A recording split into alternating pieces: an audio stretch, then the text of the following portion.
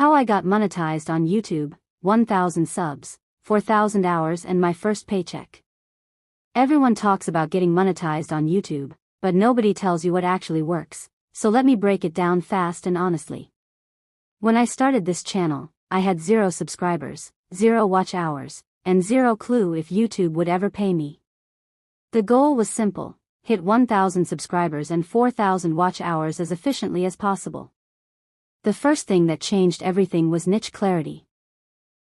I stopped posting random content and focused on one topic that advertisers love: money, growth, and problem solving.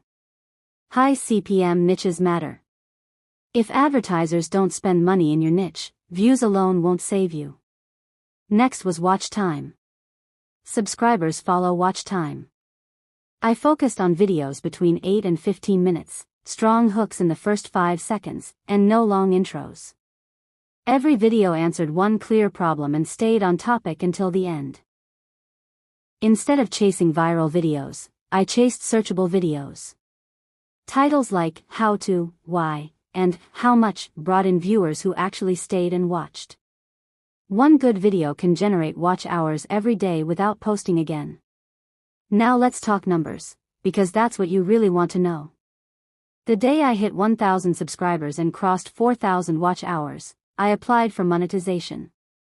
Approval didn't take long. Ads turned on, and the first paycheck wasn't huge, but it was real. My first YouTube paycheck showed me something powerful: this platform works if you treat it like a business. CPM depends on your niche, your audience, and the value you provide. Some videos paid cents, others paid dollars per view. High-value topics changed everything. What surprised me most wasn't the money, it was consistency. Even with small views, YouTube kept paying daily. That's when I knew this could scale. If you're trying to get monetized, stop guessing. Pick a high CPM niche, focus on watch time.